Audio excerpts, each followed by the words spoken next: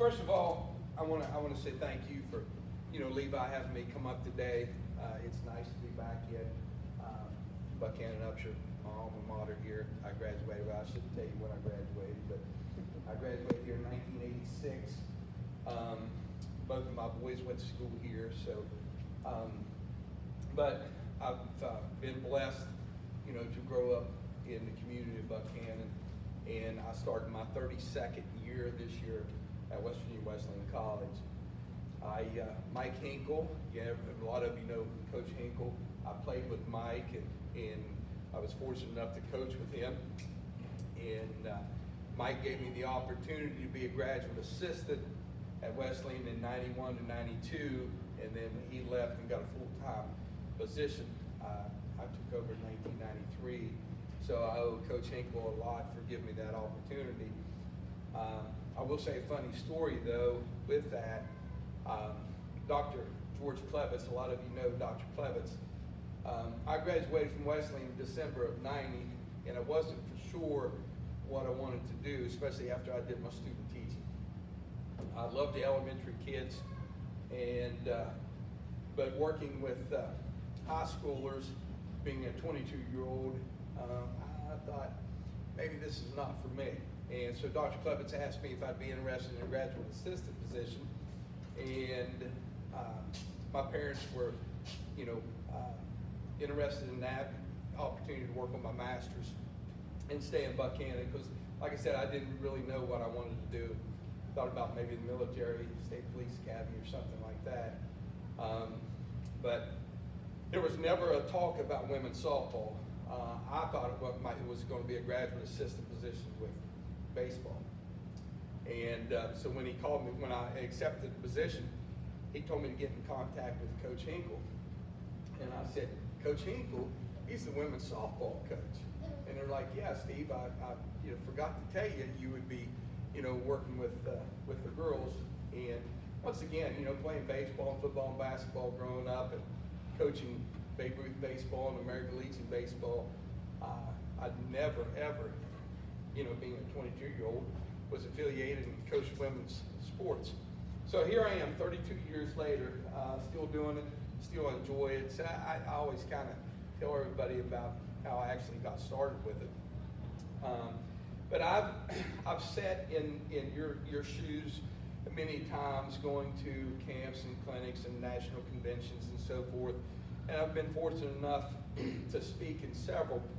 And I got to thinking when I talked to Coach Bender about it, he's like, Coach, you can talk about any topics you really want to cover. And there was times where I've sat, once again, in your shoes, and I listened to somebody talk about outfield drills for an hour, or hitting, or first and thirds and bunts and slap defenses and so forth. So I'm going to try something a little bit different today, because we're doing it for everybody's benefit, mine included. So I'm just going to have kind of like a broad opening statement, and then I'm going to open it up, all right, and let you all ask the questions that you would like to know. Listen, I'm not an expert on it. I mean, remind me to pay you $20 afterwards, and when you said legendary, no. When I die, my record's not going to be on my tombstone. I want to be known for somebody who did it right, didn't break the rules, and cared about my kids and their positive well-being. But I will say this: what you're doing in your involvement in women's softball, I commend you. Okay. Most of you, some of you in this room played softball, some played baseball. And once again, growing up, I played baseball pretty much, up until my, sophomore year in college, and coached, Babe Ruth baseball, American Legion baseball. But watching both of my boys play high school baseball, I mean, that was fun. I enjoyed that, and don't get me wrong, I love baseball. But after coaching softball for so long, I don't think that I could ever go back and coach baseball. I would like to help with fundamentals and stuff like that, but man, we can play a 7-hour game in 55 minutes sometimes. And a 7-inning baseball game sometimes takes forever. So that's one advantage. But like I said, I do commend you for your involvement in this great sport because it really is. It hopefully gets some more interest involved in it. The thing that I would recommend to anyone, and I see this every year, is make sure you address the fundamentals, okay? I don't see it so much, especially coming from Coach Gregory to Coach Bender, and then the kids that come in from Buchanan. They're very fundamentally sound, okay? And when I say that, obviously they know how to bunt, okay? They know how to slide. They understand the game, they understand the concept pretty much, offensively and defensively. But believe it or not, if you look at my roster, I have a kid from Hawaii, Louisiana, California, Texas, New Jersey, Rhode Island, Florida, tons of West Virginia, Pennsylvania, Ohio. We recruit all over the place. But you'd be surprised. I mean, I've kids in Arizona, for example, they have the advantage over kids in West Virginia because of the weather. Those kids can play 10, 11 months of the year, where our kids are basically, March through maybe September. Okay, so there's a huge, advantage because of the weather out there and the options, going over to California and stuff and playing major high-level travel ball, gold level ball, so forth. But I see this now, and I've started to see the trend, especially in the last 10 years, is players are getting bigger, stronger, and faster. Okay, they're going to pitching coaches, they're going to hitting coaches, speed and agility coaches. But the things that are not being taught correctly is the mental part of the game. Okay, and I'm all about fundamentals. When I do camps and clinics, somebody will say, well, Coach Warner does that all the time. Well, I think repetition, okay, is the key to success. But what I'm getting at is this. I'll get high-level athletes that come to Wesleyan, and we've had a lot of success, but I'll get kids, believe it or not, and this will blow you away, that don't know how to bunt at the college level. And they'll struggle with that. And to us, you're thinking, well, I'm teaching my son or daughter to bunt as a 6-year-old. Fantastic. I love it. But at our level, I assume, and that's the key word that I'm going to tell you today, never assume that those kids know how to do this, or never assume that they can do it, okay? Because I've asked several players, you're kidding me. You play over 120 games a season between high school and travel ball, and you don't know how to bunt? And some kids will kind of puff up their chest and say, well, I was a number 3, 4, or 5 hitter. I didn't have to bunt. Well, I tell them very bluntly, girls, if you play for me, you're going to have to be able to bunt. Because, say for example, you're 0 for 3 today. You've struck out twice and popped up. You had absolutely no quality at bats whatsoever. You get in the 7th inning, we get, excuse me, tying run or winning run at first base, and you're 0 for 3, you're going to bunt. But you can go on, you can talk about sliding. Kids don't know how to pop up slide. Kids don't know how to hook slide. There's no communication with the on-deck person, all right? When there's a runner in scoring position, telling the base runner that's surrounding third base, getting out there, telling them up, down, slide this way, slide this way. Little fundamentals that will win ball games, okay? So teach the fundamentals. The second thing that I will say, and then I'm going to open it up to questions, because like I said, I can talk about outfield, I can talk about hitting, I can talk about defensive strategy for several hours, because I just love the game. But when you have a practice, obviously try to make it constructive as possible, no matter what the age group is, and I understand, believe me, I coach Babe Ruth baseball, okay? And, you know, a flock of geese would go over during practice and everybody would be, you know, looking, you know, at the geese that goes by, or, you know, train goes by and everybody kind of loses focus.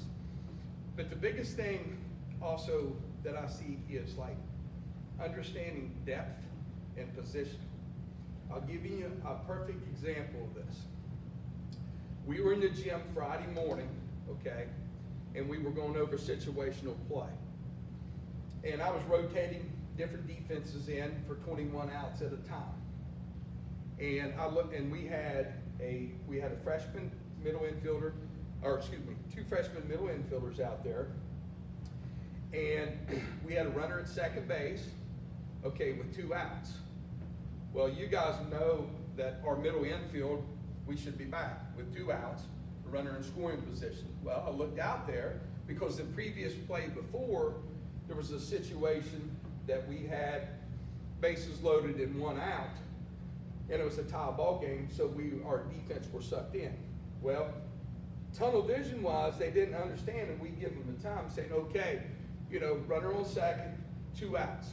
I looked out there and our middles didn't move. Okay, our corners were still up, anticipating a bunt or a suicide squeeze or try to ground ball double play. And our infielders were playing even with the bag. And so the key word I said, and you nodded your head there a minute ago when I said never assume. So I had to stop, practice, and say, ladies, look at your depth, look at your position. How many outs? What's the score? Who's on second base? Okay, little things like that. So my suggestion, and I'm guilty of it too, because sometimes we don't have enough time, you know, another team's coming in your all's situation to practice and so forth. So we fail sometimes to do the little things correctly.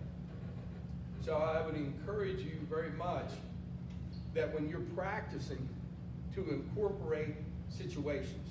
And most of you do that because another perfect example, like Wednesday morning we were in the gym, we didn't do situations, we were just taking basic infield. Well, we looked great. Until then on Friday morning when we put runners on base and did situations. Because I can tell you, the first round of 21 outs, we made 7 errors. Okay, second round we made 6. Third round we made 5, and so my blood pressure keeps going and going and going. And so I finally, and if you have an 8 o'clock class, I'll let you go at 7:30. But I looked at my watch, and it was right at about 8 o'clock, and I said, girls, we'll stay here until 8:45 until we get 3 errors or less in a 7-inning ball game. That's unacceptable to me, but they needed all the help they could get in the encouragement that morning. So finally, the last round we put out there, 21 outs, we only committed 2 mistakes. So obviously I let them go, and I was kind of pleased with that. But a lot of it's just a mental part of the game, understanding depth, understanding positioning, outs, score of the ball game. So I would encourage you when you're practicing these ladies, okay, or the guys as well, incorporate situations in your practice. And like I said, we try to do that a lot. Another thing too, we can address like some of the things that are easily neglected in our sport. And Coach Bennett will appreciate this because he's a pretty good catcher back in the day. I watched him play in high school and in college. But a lot of times, you don't do any specific skill instruction for your catchers in practice. And one of the biggest things that is overlooked, and it can win you ball games or lose you ball games, is base running. And if you can incorporate even 10 minutes, okay, in a practice, just doing base running, that is huge, okay? But I'm guilty of that too, because we're pressed for time, or we're having a bad practice and I want to spend more time on a specific area, we'll tend to forget that at times. Like I've already written that practice for tomorrow, and one of the things is just like that we have one assistant coach working with second basemen and first basemen on balls hit in the 4-3 hole, because if the first baseman commits, then the second baseman's got to get over there to the bag. So we, we'll roll balls in the 4-3 hole, and they have to say ball and bag, so there's communication going on.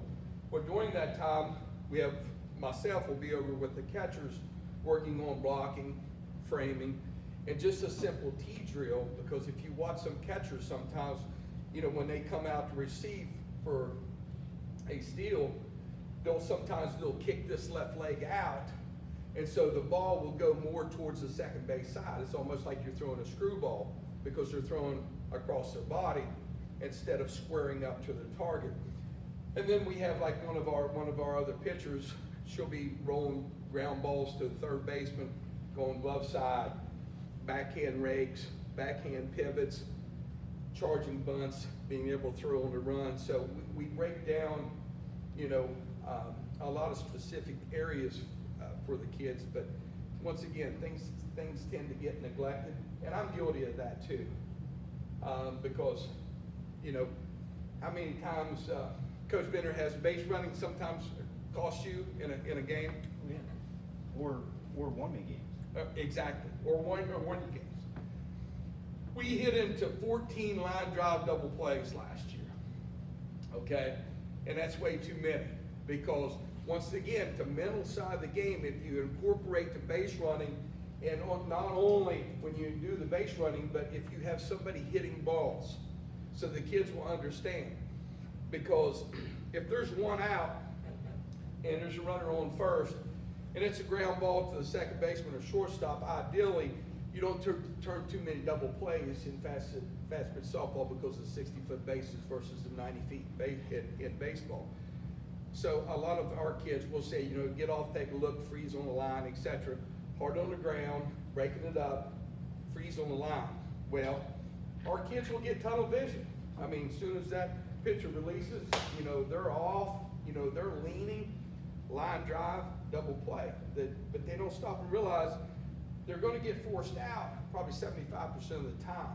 But then it goes back and it's a reflection on me. It's accountability. I'll take the heat for that, because I did not spend enough time on base running in situations. How many times you all have been coaching, and I know this has happened to me.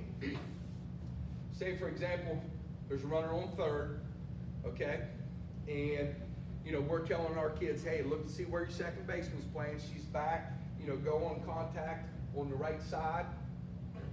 But you always tell them, back to the pitcher, to the third baseman, don't break on contact. Sure as I know who I am, I'll say to that base runner, hey, ball hit back to the third baseman, pitcher, make them think about you, freeze. As soon as I say that, somebody rolls over a little weak ground ball to the pitcher and third base, and the next thing I know, guess where that runner's going? Home. And I'm just like, wanting to pull my hair out. I just said that. Okay? And it's the same thing as tag plays. So when you work base running, also work tag plays. So that's the best thing that I could offer up, is the fundamentals. And there's so many that we can address and talk about. Because like I said, we could talk about base running for 45 minutes to an hour. Okay? But, sorry, I get on my soapbox and talk a little bit too much. So I'm just kind of going to stop there for a minute and open it up and let you guys ask questions. Okay? Like I said, I'm not an expert on anything. I learn each and every time I go out on the field. I'll see something new. I'll see a different play. Like the other night, I'm just getting over COVID, so pardon me, I got my cough drops in my water, and I couldn't sleep, so I'm in the recliner at 3 o'clock in the morning, and I'm thinking, you all play international tiebreaker? We do now. You do now? Okay. Worst rule they ever came up with. I hate to win a game or lose a game, but putting a runner on second base. Play it out. But now everything's about time constraints and umpires and money.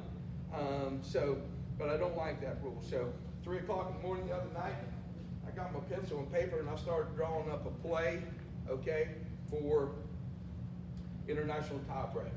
What we could do, because it's tough to get that runner, you know, at third base, because it's a tight situation. All right, so that ball's got to be bunted back to our corners or our pitcher perfectly.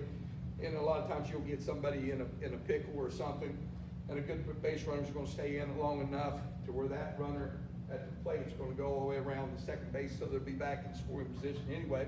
Only thing about it, you've got an out of it. But I started thinking about a play, how I could counteract, you know, that bunt to third base, and put it in to our defensive plays the other day.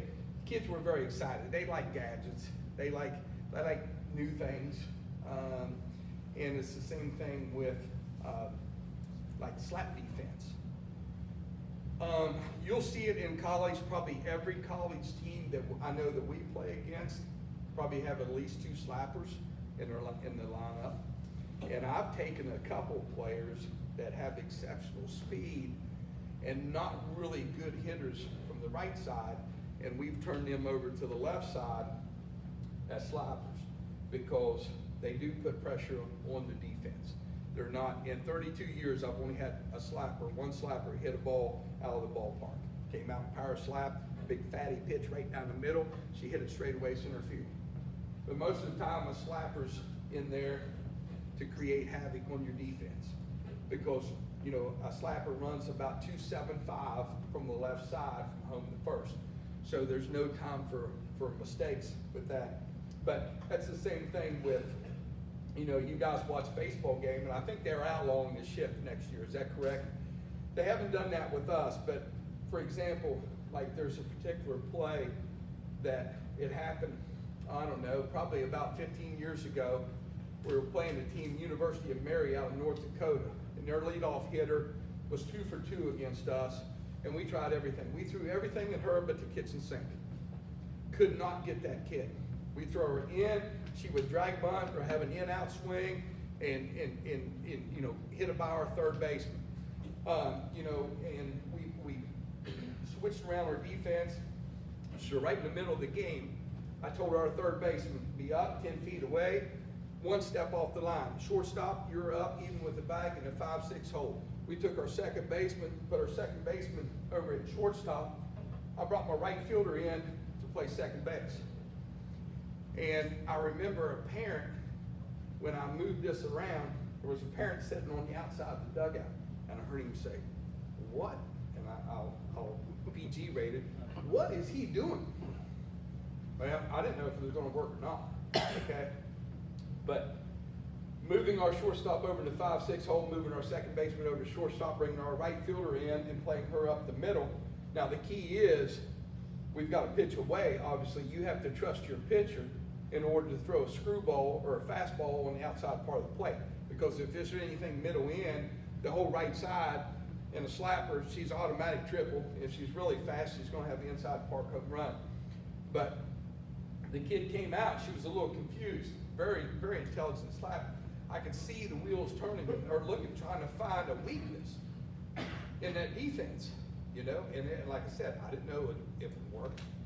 Second pitch, she had a ground ball in the 5-6 hole. We threw her out by 3 steps. Everybody's excited. It's a big relief that we didn't miss our location, and they hit it, you know, 120 feet to right field line. And so when the same parent that said, what the heck is he doing?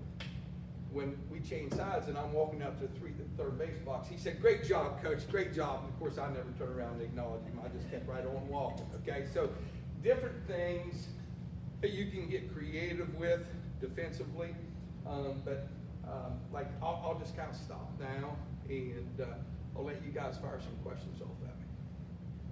And don't fire them off. I'll go first. Yes. Your practice plans talk about fundamentals and implementing those fundamentals. With your practice plans, are they, like, you generally are planning in the weekends where once I start games, I have like 1 or 2 days of practice. So my practice plans have to be all over the place to try to correct things or try to fix things, get us ready for the next game, that kind of thing. But you have more of an opening. Are your practice plans more consistent? Do you change them up daily? Is there parts that are consistent? Great question. A lot of it, I kind of make a reference to, like, when you walk into the grocery store, especially you come to the produce section and you're thinking, where's he going with this? There's what we call staple items. Every grocery store in America has got bananas out and lettuce out, right? Every time, well, in some cases, if they don't run out. But some things we do every day, okay? Some of the things, some of the drills that we do that are every day. But we'll have to make modifications because, you know, we're scheduled Saturday, Sunday. We might play Friday, Saturday. We might play Sunday, Monday. I like giving the kids Monday off, especially if we play the weekend. But practices have to change, especially because of the opponents that we're playing against as well.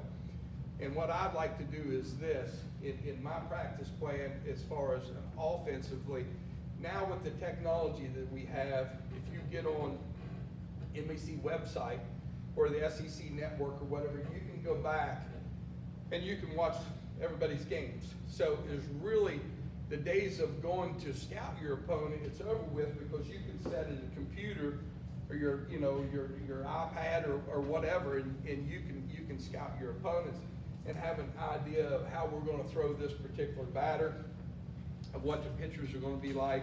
I carry a lot of pitchers on our roster, and one of the reasons why I do that, it's just like in football when you have a scout team. So if we're playing, you know, a team on a Saturday, then that Thursday and Friday, basically, our live cages are set up as if somebody, you know, this cage right here, somebody might be throwing rise balls, change ups. This section here, or this cage here, excuse me, they might throw curveball, screw balls. So we try to give our hitters, okay, the scouting report that's needed, okay? So when they face that pitcher, they've already seen it. They've already seen it for 2 or 3 days, or they've seen it that week. But to answer your question is, some things that we do, you know, every day, you know, cuts, relays, communications. We'll go over bunt plays, first and third situations. We'll go through rundowns, and you know, basically standard infield. You know, but we change a lot just depending on the opponents that we play. So I don't know if that helps or not. So what else? I work with a lot of little kids, so they're just starting out. They have a lot of nerves on the field. They're really scared. They don't know what to do in a play. They're afraid they're going to mess up. As a coach, what do you tell your girls when you know that they're nervous, or you know how to shake it? I'm still learning. Okay, because I envy you for what you're doing, because you have to have a lot more patience than what I do, okay? And now, confidence is the key, and for a kid to feel comfortable, okay? And everybody knows, as former players and former athletes, you make a mistake, you already feel bad enough. You don't need a coach screaming at you, okay? That is one thing that I had to learn, and I'm still learning, because I'm very intense and I'm very passionate about what I do. And a lot of times somebody will misconstrue me of yelling as being negative. But no, we try to tell our kids that in this game, you have to have a short-term memory. You know, if they make that mistake, they've got to be able to shake it, because you don't want a domino effect. Everybody knows what a domino effect seems like. If you make one error, you're going to make 3 in that inning, because everybody has their heads, you know where.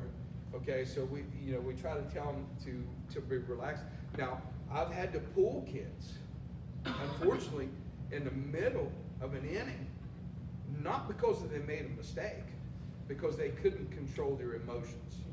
And so the biggest thing that we try to do is tell them, hey, I just want to know if we're on the same page, because there's a huge difference between an aggressive mistake and a mental mistake.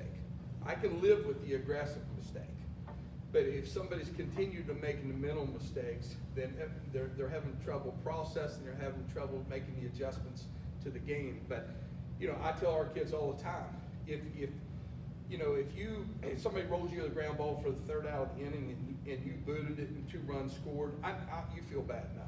I don't have to come out there, but as a coach, I have to say when you come in, hey, what happened? And I expect you to tell me, okay? Just say, hey, coach, I raised up on that. I didn't look it into the glove, but I tell them, don't give excuses and be accountable. Okay, and that's the key, because the worst thing you can do, if you're the number 2 hitter in the lineup that inning, I need you focused on getting on base versus thinking about that previous play. And a lot of kids are harder on themselves. I was an athlete like that. It was very hard on myself too. And it was hard for me to, kind of put that to the side. But I do have to constantly remind myself, okay, and to control my emotions, because kids feed off of their coaches. They feed off, the players and so forth. But just make it fun for them. That's the only thing that I can say. Make it fun to keep them, because you want them. I see kids that have potential, but if they're not getting coached properly, then they get frustrated and they walk away from the game, whether it's football, whether it's soccer, whether it's baseball, softball, and so forth. I mean, how many of us in this room have seen good athletes quit playing, because it takes kind of like the fun and the love of the game away. I mean, I always ask recruits finish this statement. I played to blank. And there's not a wrong answer, but I'm curious to see, because some kids will say, I play to have fun, which that's not wrong. That's not a wrong answer. You want to play. And they'll say, well, I play because, Linda Sue's playing, or, this and this and that. But there's always those kids that will say, Coach, I play to win. Now, that's the kind of kids you want to have first, okay? But to me, it's all about accountability. And with that, I'm going to lead into a quick story. Several years ago, we went down and played USC Upstate, the Division I program. And they used to be Spartansburg. They used to be D2 in the Peach Belt. And Chris Hawkins is still there. He had a shortstop. I believe she was from California. They're beating us like 6-0. And we had runners going first and second. And pitcher hit her spots all day long. Shortstop moved. She didn't cheat, because how many times are we get in the game as a hitter, we'll see that shortstop move towards the hole, or that center fielder move to right center. Well, that kind of tells us that we're going to see something off speed and away. But this kid was a stud. And the pitcher missed her location. Shortstop kind of took one step, glove side toward the middle. Pitcher threw it in on our hands. We doubled down the left field line, scored 2 runs. I'll never forget this as long as I live. She called time, shortstop called time, left fielder threw it back into her. She grabbed that ball and she's rubbing it down. Pitcher held her glove and she slammed that ball in her glove. Now, I can't say what she said, okay, but I was taken back from it, because I'm like, blankety said, hit your blankety blank spots. And as a coach, in a way, I kind of love that. Okay, I mean, I really did.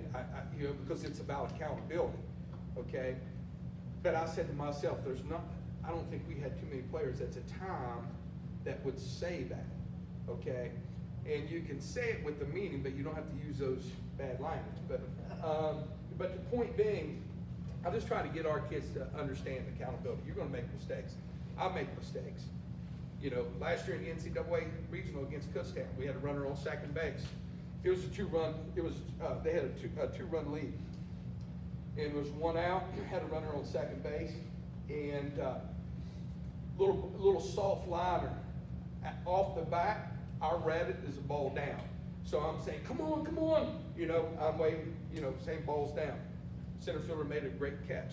Now that didn't make me feel any better, but I don't see as well as I used to. But instinctively, as soon as that ball went off the bat, I thought the ball was down.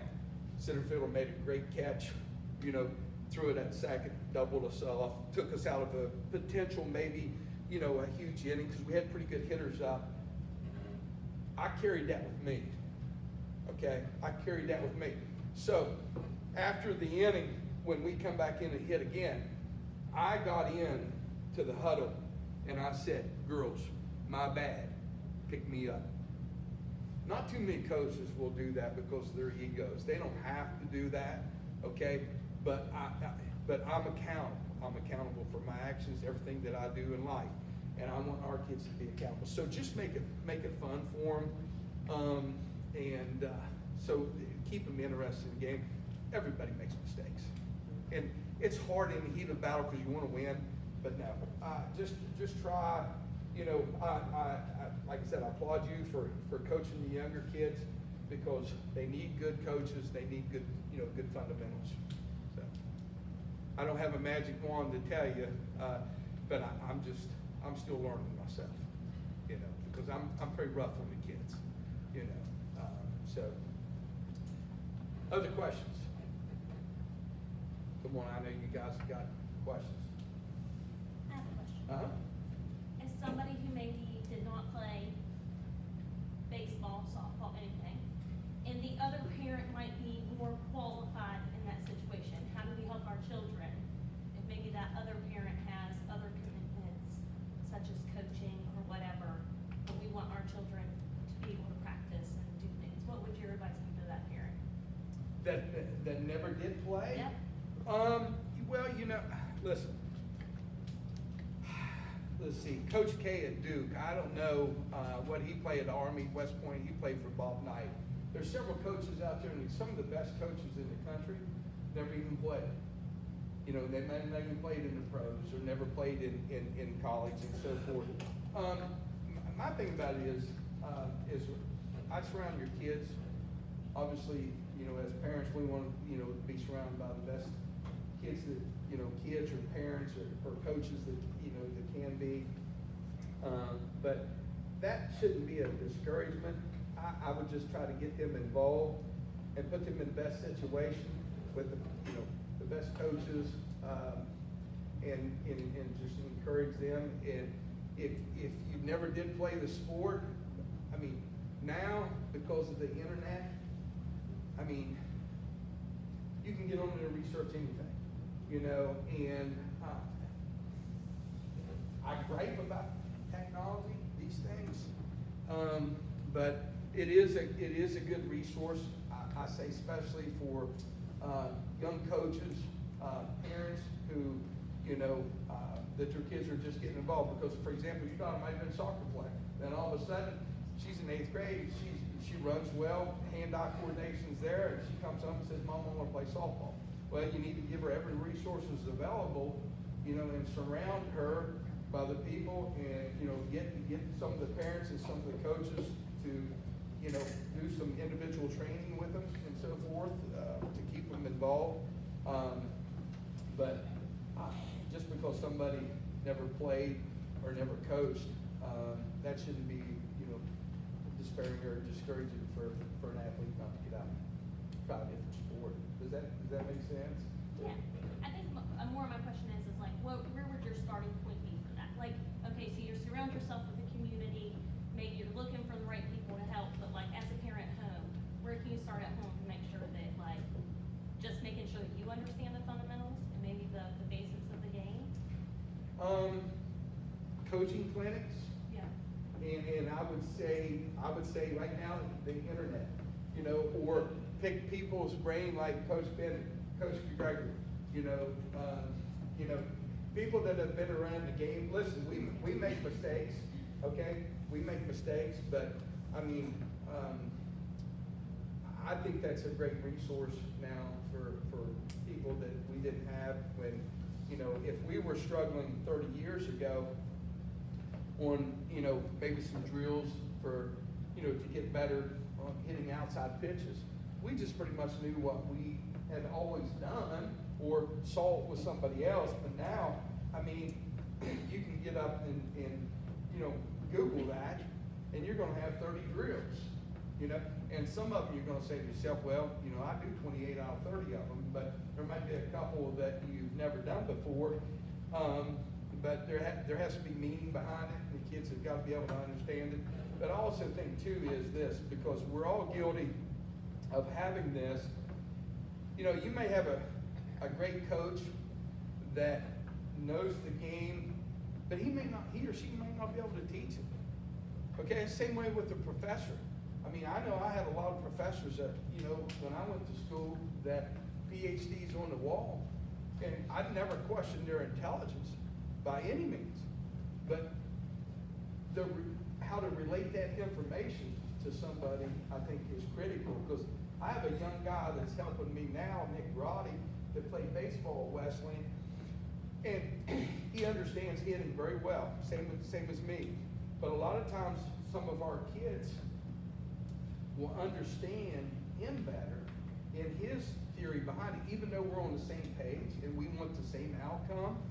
But, you know, I'm an old dinosaur, so the way that I maybe teach it, you may not be able to comprehend or understand, but you have somebody that's younger and hipper, you know, that has, you know, been to, you know, or done a lot of research on the internet. Like me, for example, I don't research a whole lot of stuff, but I've taught myself in the last couple of years doing more so. I would just try to be as educated as much, because I think the parent involvement, get out and do stuff with your kids. You know, I know you might be tired when you come home from work, you know, but if your son or daughter says, hey, let's go out and have a catch, you know, or let's go shoot some hoops, and get out there with them, because my babies are grown now. You know, I've got almost a 26-year-old and a 22-year-old, and I'd love for them to say, hey, Dad, let's play catch. Because there was times where I might have been too busy, but never too busy, you know what I mean, for your kids. But we've all been in that situation, maybe had, you know, a bad day. You can use all the excuses in the world, but just try to surround yourself by, you know, good people, and the resources are available. I don't know everything, but you guys can feel free to text me, email. I have tons of drills written down, and I have tons of drills in here, and I've got tons of drills that I forgot about from 30 years ago. But, you know, if I can help in any way, you know, I would, you know, be available. Who else? All right, what's the score of the ball game? Anybody know? 7-0. 7-0? Billy?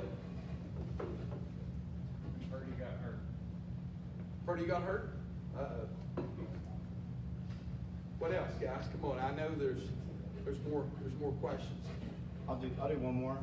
Dealing with problem parents as a coach. Okay. Now, I'd have to go back to Babe Ruth and American Legion days. You shouldn't have a lot of. No, I really don't, because here's how I address it. I address it to players, because I have sometimes 17, but most of the time 18 to 22-year-old women. Okay? And I tell them straight up, if your parents want to know where we're playing, okay, or where we're staying, I'll be happy to give that information to them. But when it comes to playing time, that is something that's earned. That is something that I will discuss only with the student athlete themselves. I will not discuss. Now, I've had parents say to me, hey, coach, what can I do maybe over the summer to help with this and this and that? And the way that you handle things and the way that you approach things on a professional and constructive, you know, level. I'll talk to any parent if they're trying to help their daughter, but I refuse to talk to a parent if they're going to be disruptive, disrespectful, and just simply, you know, question everything that you do. You know, we make mistakes. We're human too, okay? And I mean, I applaud, you know, and I go back because most of the coaches in here are volunteers. You're giving up your time and your resources to help the children. You know, and I know, you know, everybody wants their kid to be a superstar, and everybody, you know, third day of practice, I had a kid come to me and say, you know, hey, coach, you know, what do I need to get better? And I said, listen, be patient. You're a freshman. you haven't had great coaching. Okay, now I could have basically went on and been so unprofessional because I knew the person's coach. Okay, and I could have badmouthed them and so forth, but I always learned at a very young age, and this was instilled in me by my father, if I didn't have any good things to say about somebody, I kept my mouth shut. Okay, because we as parents sometimes are guilty. Like, I never talked to my two sons after a game. I never once criticized or badmouthed the coach, okay?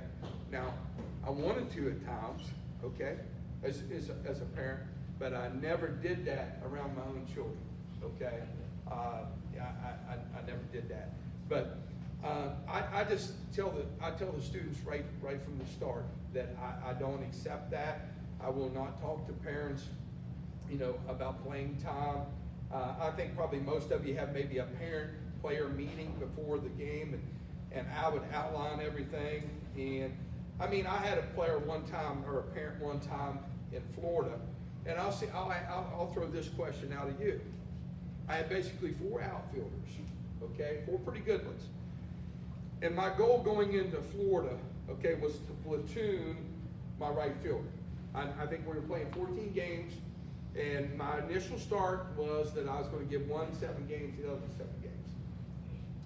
I think it was the last day that we were there, and the person I had playing in the first game, okay, went 3 for 3, 2 doubles, okay, and hit a 3-run homer, okay? And at the time, I'm thinking she was hitting like 317, the other kid was hitting 220. What do you think that I done? Who do you think I played? Yeah. Okay, and so I kind of got criticized and chastised, and I mean, the individual was trying to provoke me to do something irresponsible and stupid, okay? But like I said, I try to pride myself. I'm not perfect, but I try to be professional. And, you know, of course, I just basically said, hey, I've had enough. You know, we're not going to talk about this. If you don't like the way that I do things, then take your daughter, okay, and go home. That's exactly what I said, you know. Well, of course, it embarrassed the kid. You know, it embarrassed the kid. The kid apologized to me, you know, for her father's actions. But I think you just have to spell it out right from the start that, you know, because we, in most cases, I'm not going to speak for every coach, but listen, I've seen as a parent, okay, I've seen some of the politics that are involved in athletics. You know, I don't like that because it's not hurting anybody else but the kids. But this will surprise you. My oldest son Thomas, when he played basketball here, my wife would get so mad at me. If we come to a home game, I wouldn't sit on this side. I would sit over here on this side. I went over to Bridgeport one time, walked into the gym, didn't sit on Buchanan side, I went on Bridgeport side, and Jay Goots, Jim Goots, some of you may know, he come down, he said, hey, you're on the wrong side, mister. You know, and I said, no, I kind of like his side better.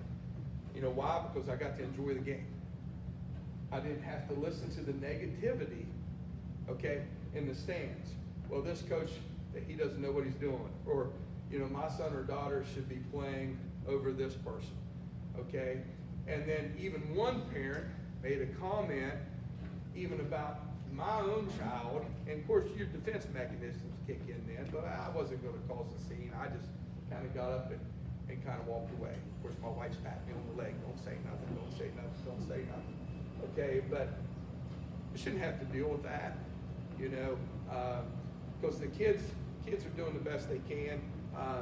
You know, they're not purposely, you know, like I said before, trying to make mistakes and so forth.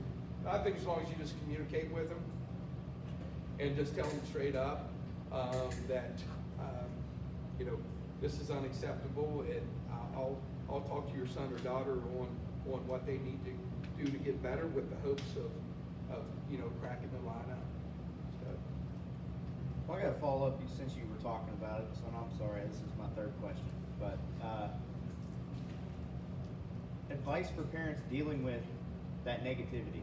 Is it just, is the best advice just to stand up and go away, or can they do something to try to cut that negativity or block it or work with that person? Let's say go see a shrink. I don't know. No, listen. No one likes to be, surrounded by that all the time. I mean, we're all guilty as parents, coaches, or whatever. Sometimes, being negative, especially when things are not going well and going their way. But I just kind of refrain from, arguments and so forth. Dealing, between a coach and a parent. I think if you have problems, if you do it right, and you maybe, this is how I would handle it. If I thought something was going on, whether it was inappropriate or, it wasn't to my liking, then I might ask, to be able to sit down and talk to the coach, but do it professionally and constructively. If it becomes a shouting match or so forth, you just need to say, you need to leave. Bye. And sometimes it's better to walk away. I know the emotions are there, especially after a loss or something like that. Somebody says something to you. But I guess at the college level, I've been pretty blessed. Now, when I was younger, and I know you'll agree with me on this, when we were younger, we would have what we called rabbit ears. We could hear everything. If somebody said something negative in the stands, well, your first reaction, you wanted to go for it in the stands. But listen, you are representing the high school or the middle school or Upshur County Little League, West Virginia Wesleyan College or whatever. You got to be able to refrain from that, and and just chalk that up to just saying that particular day. That person unfortunately is being ignorant that day, and I know emotions run high and so forth, but I think there's a right way and a wrong way to do it, and I've always taken the approach to do it constructively and professionally, because my kids know they can come in and talk to me. Now, they may not always get the answers that they want, because we're not going to sugarcoat it, because I just basically say, if somebody comes and says, excuse me, Coach, how come I'm not playing? And I'll say, are you ready for the answer? And I tell them, and I'm honest about it. This is the reason why. This is the reason why you're not playing. You need to get better on X, Y, and Z. You work hard. You're a great kid. And that's what bothers you as a coach. Because you have some kids that are just exceptional. They're great team players. First one to volunteer, first one to practice, last one to leave. But unfortunately, if you work with them 364 days a year and you took Christmas Day off from hitting, some kids are naturally going to just be a 220 hitter. And it's so frustrating, because as a coach and as a parent, your heart bleeds for that kid. It really does. But you still want to be surrounded by good character kids. And that's one thing I've been blessed with for the most part of my career. When I'm recruiting somebody, I look at their character, I do some research, and see how they conduct themselves,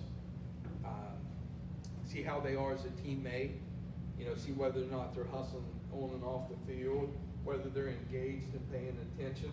I think Gino R.M. there at UConn is one of the best women's coaches around. I think every parent, every coach should see that YouTube video when he talks about accountability, but especially in body language, because your body language says everything as a player. If you're not getting a chance to play and you're just over there setting and pouting or saying, I can't wait for this to be over with, or the coach doesn't know what you're doing, it turns out to be You know, one bad seed or one bad apple sometimes will ruin that whole bushel. I hold our kids to a higher standard. Listen, they're kids; they make mistakes, just like me. But I want our kids to be responsible citizens on the field, off the field, especially. Always told them Moses had 10 commandments, but Coach Warner's got like 24. Because the bottom line is this: winning takes care of everything, right? We can overlook, as you know, as coaches and as parents, if you're winning, you might be able to overlook some things. But when you're losing, when you start to lose, everybody starts pointing fingers. They start questioning the coach, or as a player starts questioning themselves. That's why I preach character and accountability, because when things go bad, you know, I want to know who's going to remain there with me, who's going to be, you know, trying to find ways to get better, okay? Not making those same problems so we can get back on the winning thing without complaining and basically giving up. So I'm all about that. So sorry, I'll get on those soapboxes and you guys are saying, shut up. Other questions? I've got one. Yes, sir. First off, I want to say thanks for volunteering your time. Oh, absolutely. Glad to. Really appreciate that. My question is how do you coach? You know, I coach youth baseball. How do you coach a kid to try to bring out the best in him, but not to overdo it? We're all guilty of this, especially as young coaches. I'll make this statement, and it'll resonate with some. You never want to overcoach.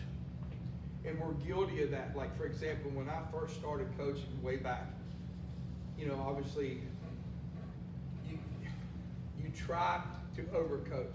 And today's kids, you'll find out, they're a lot more analytical now than what they were 20 or 30 years ago because of the resources they have available to them now. You just want to try to just give them as much positive encouragement as they can, because here's the way I look at it. Like, I was working with a kid the other day, and I watched 10 swings, and I just focused on the lower half, and then I watched 10 swings on the upper half, okay? And that's before he even took out the iPad and video so she could see it herself, because today's kids, or in most cases, are visual learners. You may be able to tell somebody they're doing something wrong, and they may not be able to make the adjustments because they may not understand your terminology or my terminology. But boy, if you turn on that computer and you push play and you let them watch 5 swings and stop it and then ask them, tell me what you see. I always like to ask them first, tell me what you see. But I find it too that women are more analytical than men. I've noticed that. But what I'm getting at is I saw 3 flaws in this kid's mechanics from their feet to their finish, okay? And then I'm trying to sit there and process this in my mind. Like, I knew how to fix X, Y, and Z, but I tried to focus on the biggest one, because a lot of times if you fix that front shoulder from flying out, then that will fix the collapsing on the back side, and that'll fix the pop-up a lot of times. So I'll try to find the number one resource, or the number one fault, I should say, and try to spend time on that, because kids want to please. They want to be successful. But if you go and you say, and I was guilty of this too, you're doing this wrong, and this wrong, okay? And if you tell them you're doing these things, or excuse me, those 3 things incorrectly, well, some kids might say, I stink. You know, and then that confidence level goes down. I think that in order to motivate someone like that, the keys to it is just being very, you know, very passionate with them, but just so much encouraging, you know, with them. And because in film, take your phone out. You guys do that now anyway, probably. Take your phone out and film them, because you'll be surprised. You might think, how come this kid's not getting it? But if you film 5 or 6 swings and let them look for it themselves and ask them, say, okay, start start from the waist down. Tell me what you see, you know, because they might be stepping out. You know, they might be opening up that front foot too soon. You know, a lot of kids don't realize this. You know, I've got so many kids that I call it the detour route, for example.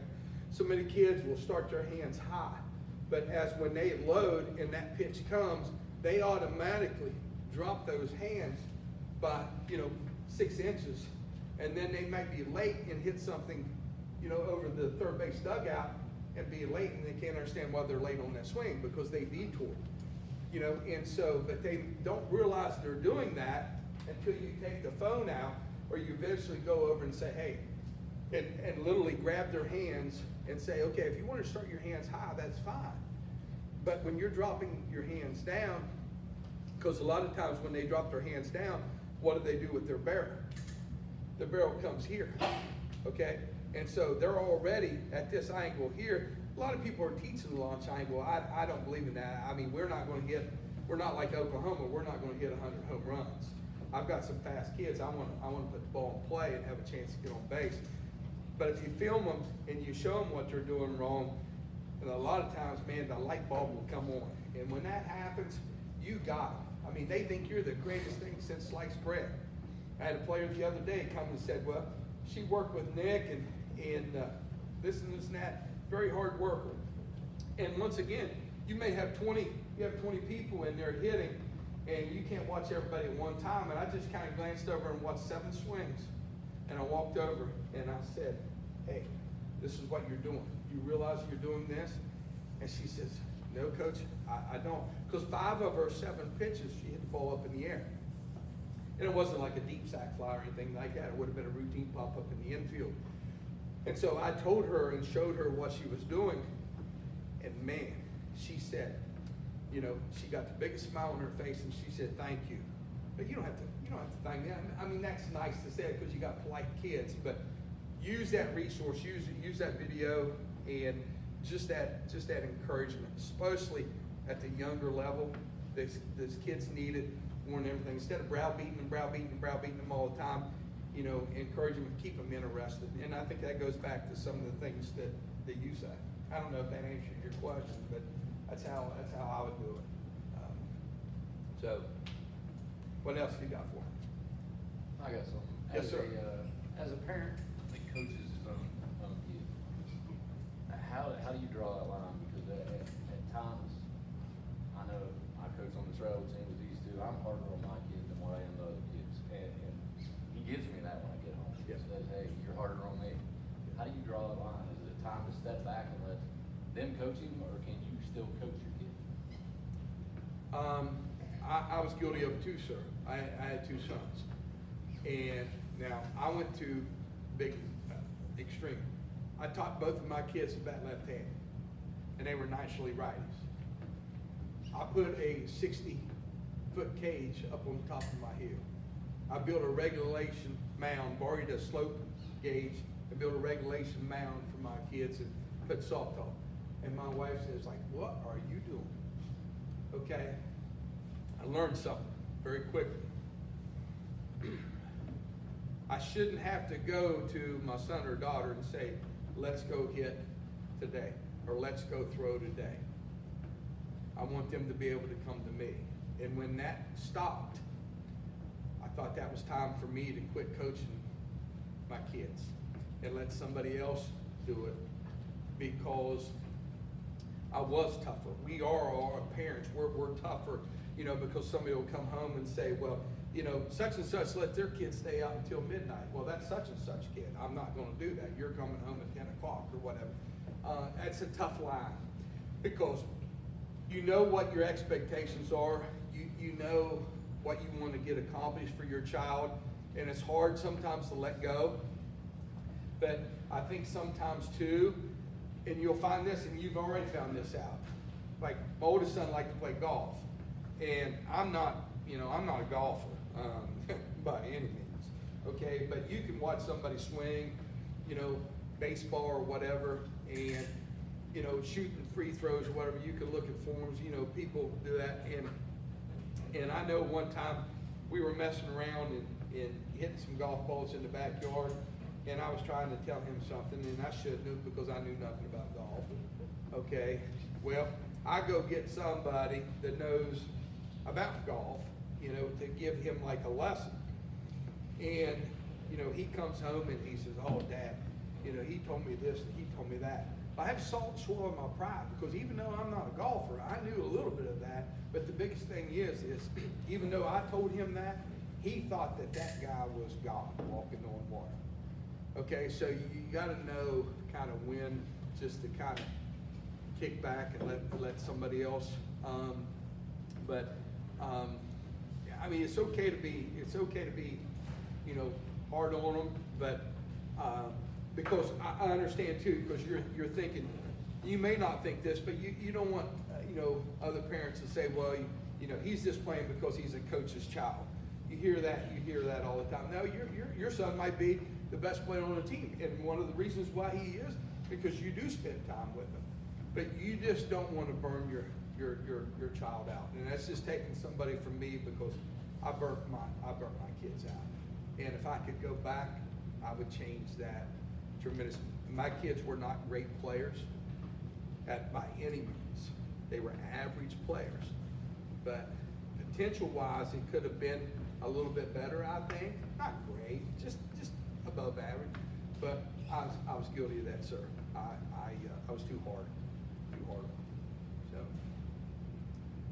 Where would your line been to not burn them out? What would you have changed to make sure that you're not burning them out and they still enjoy it?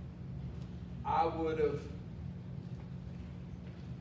had, instead of saying, let's go and hit balls, when they may have wanted to go do something else with their friends or something, I would have probably just waited for them to come and say, because sooner or later, they're going to want to go hit some balls, and I may have focused more on the better pitches that they threw, the better strikes, versus the balls that went over my head that I had to chase, okay? Or the times you got hit in the shins or something, you know, when you're catching. But that's, I wouldn't have put that pressure on them. I would have let them be kids. You know, if that makes sense. Because I think we put entirely too much pressure on our kids at times. So, questions? Yeah, Bill. I have a question based on that thought there. And that's going to be different for every kid. But like, at what point would you start? At what age, I guess, range would you start thinking about my kid could possibly play college ball? 8th, 9th grade. Yeah, 8th, 9th grade. I think, you know, every little kid simulates in the backyard, you know, 2-minute warning, down by 7, and, you know, that 80-yard drive, you know, or, you know, tie game, and they go shoot a 1-on-1, free throw line. We're all guilty of that, because that's just kids. But I think as a parent, you know, based upon the other kids that they're playing with, you should know what their skill level, obviously you do know what it is, but you know probably, I'm going to say, most kids that I see, I go and watch, you know, obviously a lot of softball in the summer, and, you know, I'll spend a lot of time, you know, even 12U's and 14U's, because, you know, you might see a stud shortstop, you know, as a 12-year-old and know that, hey, that kid, now if she develops a little bit more as far as arm strength wise, could be a good shortstop, excuse me. If not, because of her feet and her glove, you know, she'd make a good second baseman unless she developed a little bit more arm strength and a little quicker release. I think definitely by their freshman year. I get asked this question a lot, and I've kind of got myself in trouble in the past about kids playing multiple positions, or not multiple positions, multiple sports. And they ask, Coach, what's your take on that? I tell them to play. I do. I tell them, you know, play. If they are a really good softball player, but they're an average basketball player, and they want to play because they enjoy that, let them play. That's my approach on it. Now, I will say this. For example, say you're coming into your senior year, and some basketball coaches or soccer coaches have gotten mad at me for saying this. But if you're going into your senior year and you've got a good chance to play college softball or college basketball, and this will get me in trouble, but I would encourage that person, to just focus on that particular sport, especially if they're looking, hopefully, to get a scholarship or something like that. But that's got me in trouble. That's just my opinion. That is just solely my opinion. So, I'll probably get a bunch of phone calls or text messages more on that. But from high school coaches, how come you're telling them not to play basketball? No, I'm not saying that. We can get hurt walking down the steps or up the steps. But I'm a firm believer, I don't allow my kids to play intramurals at Wesleyan. I don't want to play in intramurals. Because I've seen too many kids get injured in intramural play. I had a picture one time just playing basketball or volleyball, goes up at the net to block, breaks her middle finger. Well, we all know, as pitched before, how important that is as far as for screwball, curveball, and so forth. I had a center fielder one year in a pickup basketball game, tear ACL, be out for the year. So, but when the kids are young, I encourage them, as long as they kept the grades up. That's the main thing. I tell the kids, not every kid's going to get a scholarship, but keep their grades up because there is a lot of academic money and stuff out there, and there is places for the kids to play. I mean, you just got to do a lot of research. And one of the other questions, and I'll bring it and I'll kind of stop because I've kind of kept you guys too long. One of the questions I get is, when should somebody really start looking to promote themselves, for college? I tell them as soon as their freshman year, even though we can't talk to them legally, okay, until your daughter's, till June 15th of starting into her junior year, legally, to pick up the phone, a text message, or an email, okay, legally. Now, they come to camps and clinics. It's incidental if you see somebody at a tournament and you're walking off the field, hey, good game, that's incidental, contact. You're not going to get, smacked on the wrist and get called in the principal's office for that. But you can't talk to somebody until the start of their June 15th of going into their junior year. But I would tell kids, if they had aspirations on playing at the college level in any sport, baseball, softball, or anything, I would start sending, especially like the travel ball schedules, out to the college coaches. And even though they can't talk to you, but they can watch you, all right, and encourage them to go to camps and clinics. And even in with the technology now, videos. Attach a video, okay, to that schedule, because that coach is going to look at that video, okay? And if that kid's good as a freshman, I guarantee you his or her name's going on that board for 2027 or 2028, okay? And then you kind of try to invite him to camps and clinics and stuff like that. But I would encourage parents to actively get involved in the recruitment of your kids, starting early, because there's 2023s, there's seniors in high schools right now still calling me because they're late. Nobody did any recruiting for them. The coaches didn't help them, the travel ball coaches didn't help them, their parents didn't. They're trying to do the recruiting on their own. Now, I'm not saying go out and spend $1,000 and get on a scouting service, because I get probably 200 emails a day, and 50 of them are from scouting services, because parents have paid big money, to try to get their kids recruited. There's nothing wrong with that, but there's nothing wrong with you too doing your own videos, putting that up on a Twitter page or something and sending the link. And I'm telling you, most coaches will watch it, because like me, for example, and don't get frustrated, because like when Coach Bender's team's playing, even though we're in Buchanan, I get a chance to come up and watch some. But when he's playing, I'm practicing. And if I'm not practicing, I'm playing. And people say, well, how come you're not at the games? Well, we try to come up okay? Try to leave practice some early, but it's hard. We do most of our recruiting in the summer, you know, because obviously that's our downtime.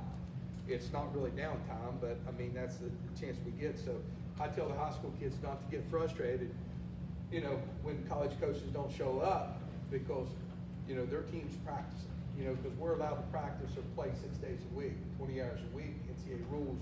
So, but, you know, we do, especially come like sectionals, regionals and stuff like that, things kind of slow down depending on if you're in postseason or not, depending on how far you advance. You know, like a couple of years, I never got to go to the West Virginia State tournament, you know, because we were still playing. You know, we were still playing in super regionals or whatever. So, but I would definitely start at a young age as far as sending information out. And there's nothing wrong with, yeah, I get stuff from 8th graders all the time. Can't talk to them or anything, but you know, you do open it up and you do watch your video and you say to yourself, man, this 8th grader, she's throwing 57 miles an hour, legit. I've watched enough video in my life. It's funny, you'll get some videos and these pictures are saying they're throwing 63 or 64. You watch 2 pitches and they're like, no, they're 57, 58. Because you know, not bragging, but if you took a pocket radar and you threw 4 pitches, I'm probably going to be within 1-2 mile an hour, mostly, you know, of what velocity that kid's throwing. So, but I would start sending out stuff at a very early age.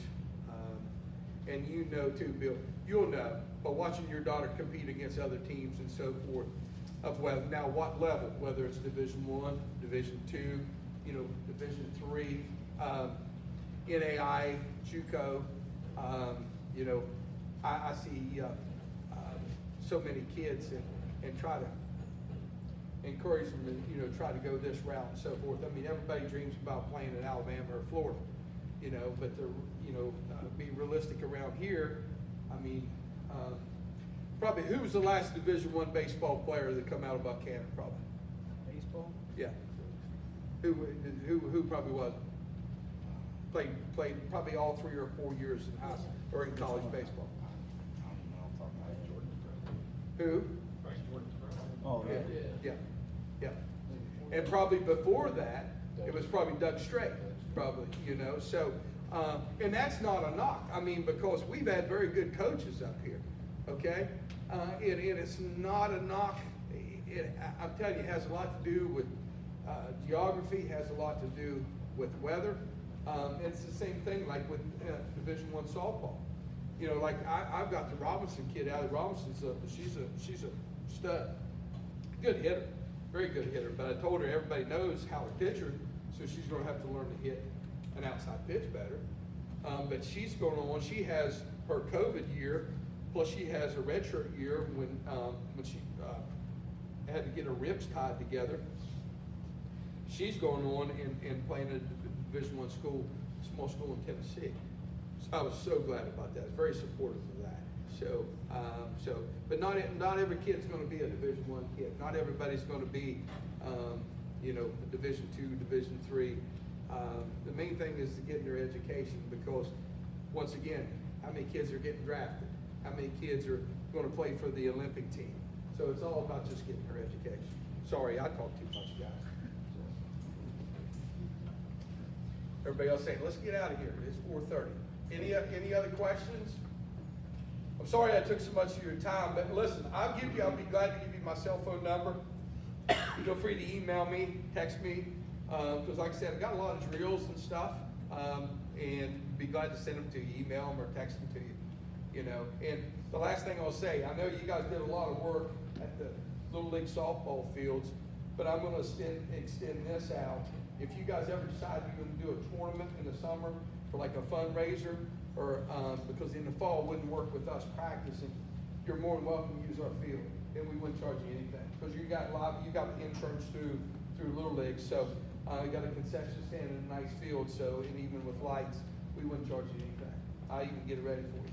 So if you wanted to use our field for a tournament, same thing. Levi, you got the middle school, you got your field now. If you ever want to put on a tournament, especially if we're away that weekend, I'll give you the keys and I go down there and line it up, you know, line it off and get ready to play, you know, so, yep, so, yeah. Well, guys, if there's no more questions, I appreciate your time, and like I said, feel free, if you'd like to have my number, email address, I'll be more than happy to give it to you, and, text me with any questions, and if anything that I can do, you know, to help reach out, I'll be glad to. Thank you. Thank you.